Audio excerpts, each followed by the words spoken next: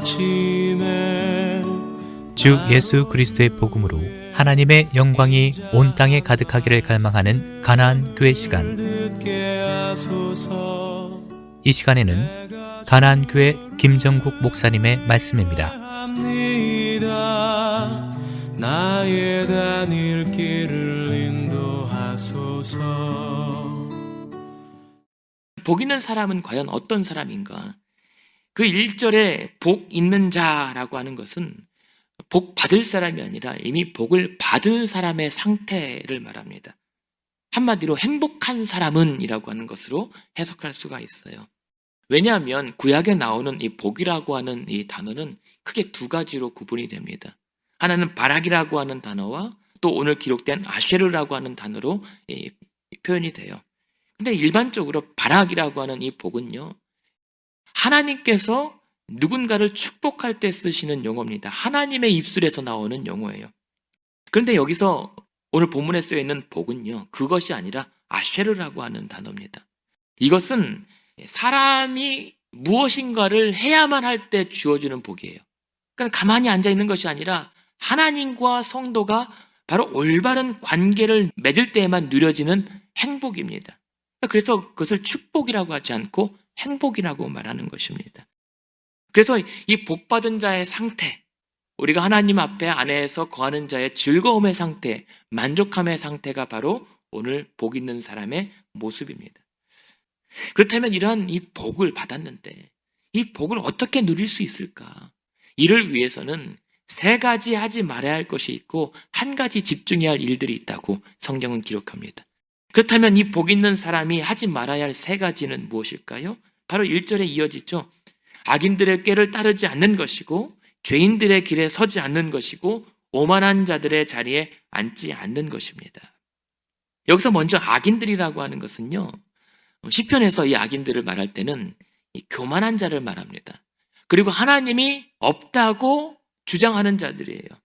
그래서 하나님의 계명을 미워하고 죄를 짓고 거짓과 비방하는 자고 사람을 속이는 자입니다. 이 사람들이 악인이에요. 근데 이들이 꾀를 부립니다. 계획을 도모하고 악한 일들을 이제 추진합니다. 그러니까는 이 악인들의 꾀라고 하는 것은 그러한 하나님이 없다고 하는 자들에게 상담을 받고 그들의 가르침을 받는 거예요. 그들의 조언을 따르는 겁니다.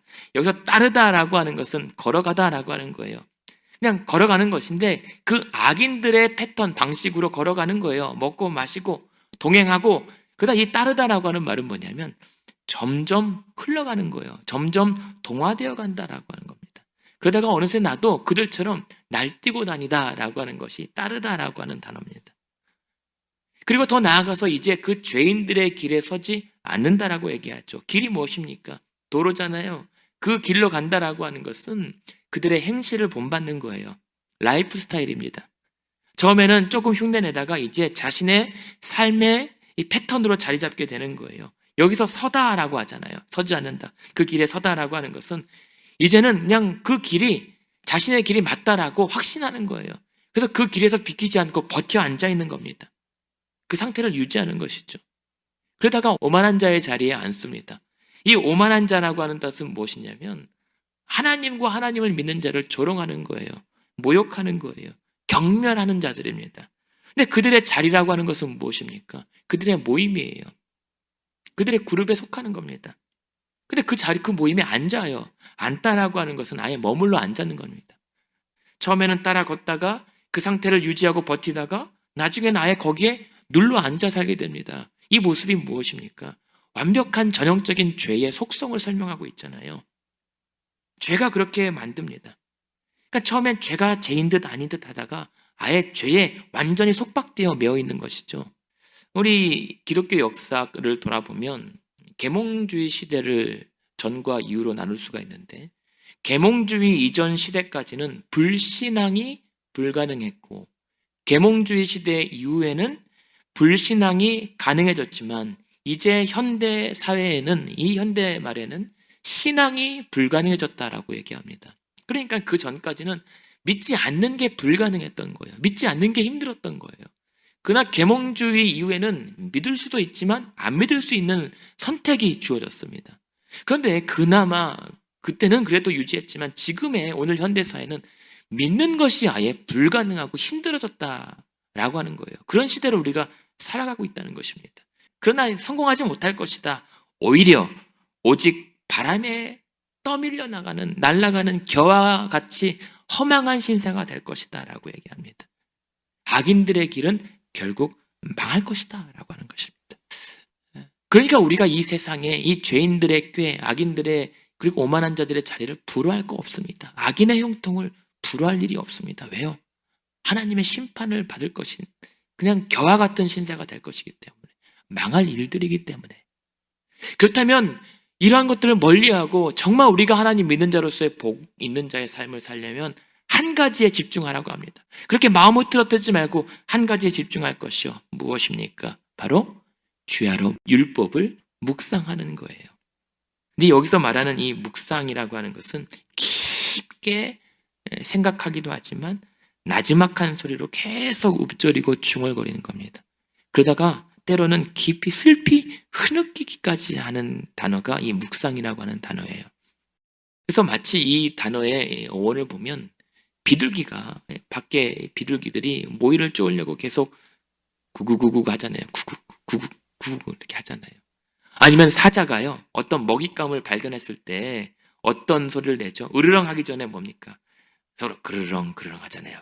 이 소리가 바로 이 묵상하다라고 하는 단어입니다.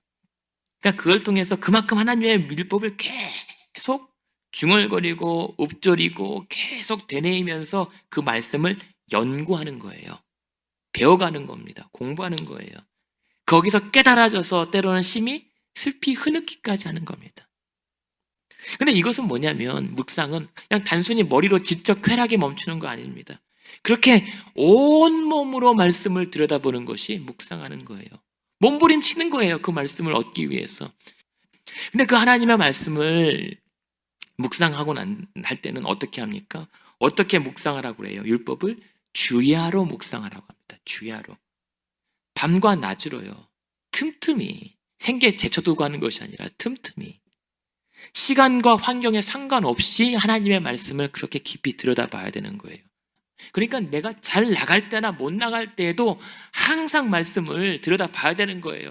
어떤 날은 기분이 좋아서 말씀을 보고 어떤 날은 기분이 별로 안 좋으니까 말씀 팽개치는 것이 아니라 항상이요.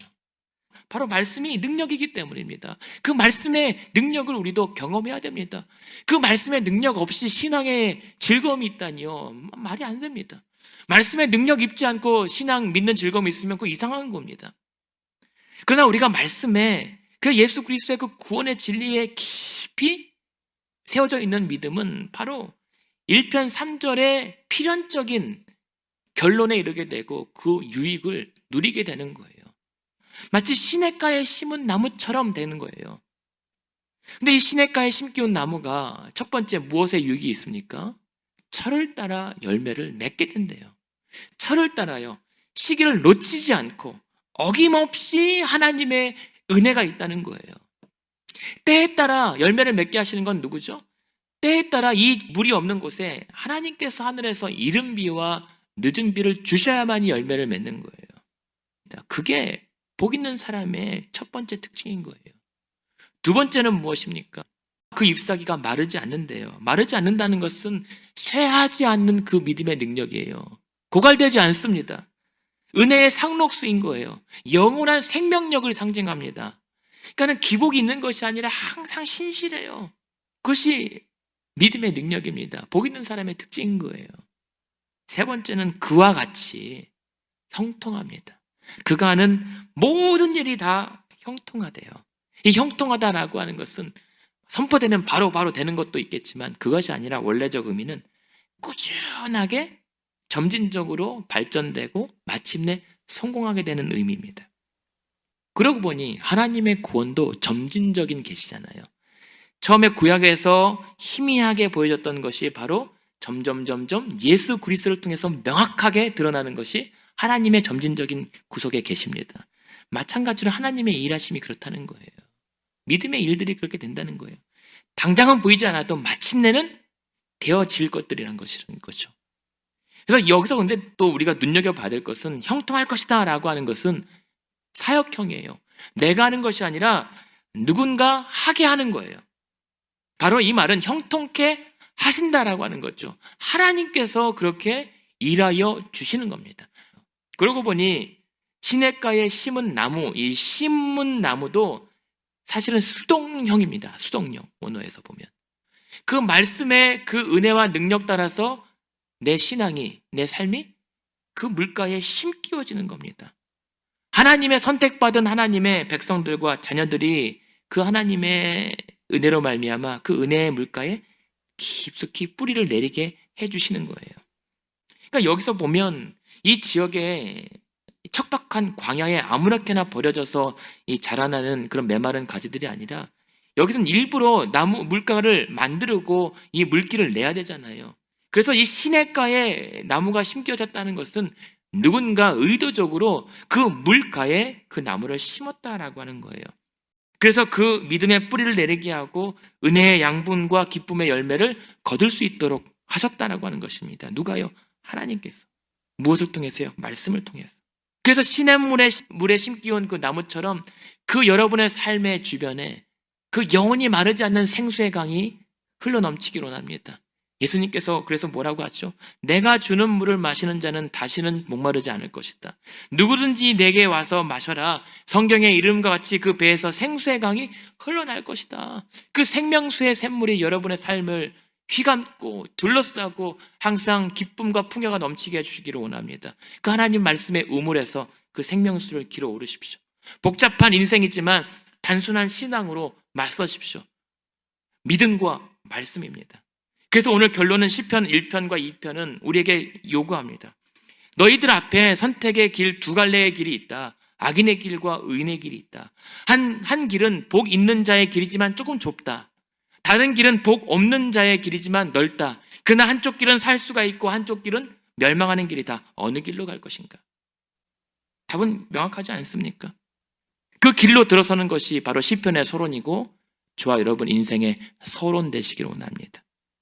여러분의 그 모든 삶에 철을 따라 열매를 맺게 하시고 그 잎사귀가 마르지 않게 하시고 여러분의 하는 모든 일에 하나님의 형통함을 얻게 되시기를 주의 이름으로 축원드립니다.